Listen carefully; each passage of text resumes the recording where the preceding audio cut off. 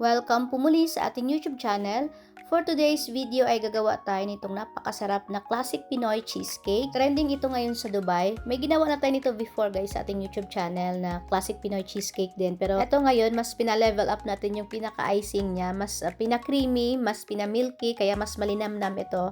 Kaya wag na nating patatagalin yan. Tara umpisahan na natin. Dito sa ating bowl, ilagay na natin yung ating egg white, salt, at saka yung ating cream of tartar. Kung wala kayong cream of tartar, pwedeng lemon juice yung gagamitin nyo. I-beat lang natin ito hanggang sa mag-foamy siya. Then, ilagay na natin pa konti-konti yung ating white sugar. Ibang procedure pala yung ginawa ko dito sa paggawa ng chiffon cake natin, guys. Kasi hindi ko pa kilala masyado yung flour dito sa Germany.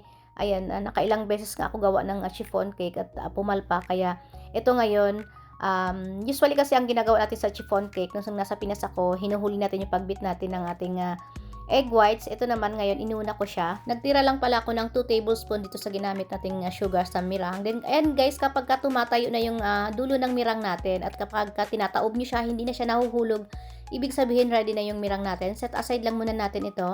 Then, ito pala yung flour na ginamit ko dito guys, dito sa Germany, type 405. Ayan, then naglagay ako dito ng cornstarch at saka ng baking powder. I-mix lang natin ito, then at aside lang muna natin din siya. Then dito naman sa ating isang bowl, pagsasamahin lang natin yung yung tinira nating 2 tablespoon na sugar kanina at saka dito sa ating egg yolk. I-beat lang natin ito hanggang sa mag-light and pale na yung kulay niya. Then saka natin ilagay yung ating vanilla, water at saka yung ating oil. Pwede kayong gumamit ng milk. Pero ako dito, since malasa na yung ating icing, kaya sinimplehan ko na lang yung ating cake. At kapag nag-well combine na yung ating mga liquid ingredients, ilagay na natin or salain na natin dito sa ating bowl yung ating mga dry ingredients, yung ating flour, cornstarch at saka yung ating baking powder mixture. Then, i-mix lang natin ito gamit ang ating wire whisk hanggang sa mag-smooth na siya at wala na tayong nakikita mga dry flour dito sa gilid ng ating mixing bowl. Kumuha lang ako ng konting portion ng ating mirang, then finold ko siya dito sa ating butter mixture. Ito guys, ginagawa natin to para hindi siya masyadong mabigat kapag ihalo na natin dun sa ating mirang. Ilagay na natin ngayon yung ating butter mixture dito sa ating mirang. Then cut and fold method lang din yung gagamitin natin sa paghalo para hindi po natin siya ma-overmix kasi yun po yung nade-deflate after natin siyang i-bake kapag masyadong liquid na yung inyong mirang. Dapat hindi natin matanggal lahat ng air bubbles na na-create natin doon sa pinakamirang natin kasi yun po yung magpapaalsa at magpapalambot dito sa ating cake. Then, binuhuso na siya dito sa ating baking pan. Hindi na rin natin kailangan mag-grease pa ng oil or butter dito sa ating baking pan. Ang gamit ko palang size ng baking pan natin ay 8x12. I-tap lang natin ito ng 3 beses. Then, i-bake na natin ito sa ating naka-preheat na oven ng 150 degrees Celsius ng 35 to 40 minutes. Depende po sa inyong oven. At saka ng baking pan na gagamitin nyo kapag medyo malalim. So, mag-extend lang kayo ng baking time. Then, after natin siyang i-bake, itaob lang natin siya agad. Then, hayaan na natin siyang lumamig dyan bago natin siya i-unmold. Then, ako pala guys, tinatanggal ko lagi yung ibabaw na part ng cake natin kasi natatamisan ako dito. Pero ito naman ay optional lang. Pwede nyo nang hindi tanggalin. Tinrim ko lang din yung side ng ating cake. Pero again, ito ay optional lang. Ganito pala yung size ng ating cake ngayon or yung shape niya. Pa-rectangle yung ginawa ko dito guys. Pero pwede nyo siyang i-bake sa dalawang 6 inches na round pan or isang 8 inches na round pan. Ayan, ganito kasi yung shape nung nagtitrending sa Dubai guys. Kaya ganito din yung gagawin natin. Then, gagawa na tayo ngayon ng ating napaka-creamy na icing. Binit ko lang muna yung ating butter. Salted pala yung ginamit ko dito guys. Pero kapag ka-unsalted yung gagamitin nyo, ayan, mag-add lang kayo ng 1/2 teaspoon na salt. Then, bit lang natin ito hanggang sa mag-light lang fluffy na yung ating butter. Tsaka natin ilagay yung ating room temperature na cream cheese. Huwag din po natin kalimutan, i-scrape natin yung side ng ating mixing bowl.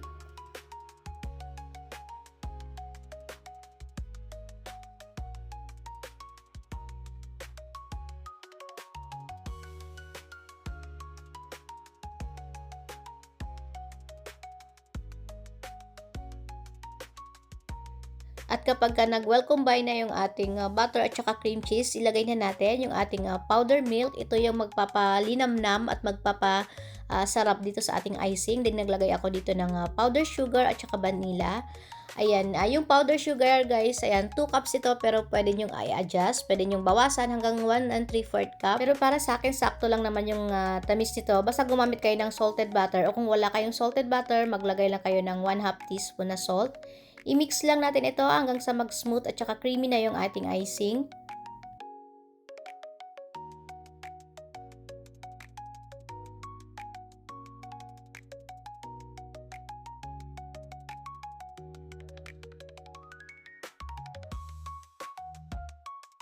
Ready na yung ating icing. Mag-a-assemble na tayo ngayon ng ating cake. Remind ko lang pala kayo guys, ayan, pwede nyo rin gamitin yung mga chiffon cake recipe natin na uploaded sa ating YouTube channel. Ilalagay ko rin yung link dun sa description box. Kasi nga, itong flour na ginamit ko nga dito guys, ayan, kaya nag-adjust talaga ako dahil hindi ko pa nga siya kilala. Pero kapag ka nasa Pinas kayo, ayan, pwede yung mga uploaded na chiffon cake recipe yung gagamitin nyo dito. Wala din kasing nabibili na yung cake flour na talaga dito sa Europe guys, and kailangan yung gumawa ng sarili nyong cake flour, ayan, sa paghalo ng all-purpose flour at saka ng cornstarch. Pero pag nasa Pinas kasi marami na tayong nabibili mga cake flour dyan, kaya pwede nyo nang gamitin yung mga uploaded natin na recipe doon sa ating YouTube channel. Itong icing recipe natin guys, sakto lang din siya dito sa cake natin. Kung generous kayo maglagay ng icing, ako kasi inubos ko na lahat para wala nang matira. Pero may sobra siya ng konti guys kung balak nyo siya lagyan ng border sa ilalim. Ayan, sakto pa yung icing na recipe natin. Kailangan din natin dito ng cheddar cheese para sa pinaka-topping since nga Pinoy cheesecake siya. So, maglalagay talaga tayo dito ng cheese sa ibabaw. Ayan, mas maganda yung cheddar yung gagamitin natin guys kasi stable siya, hindi siya yung malambot.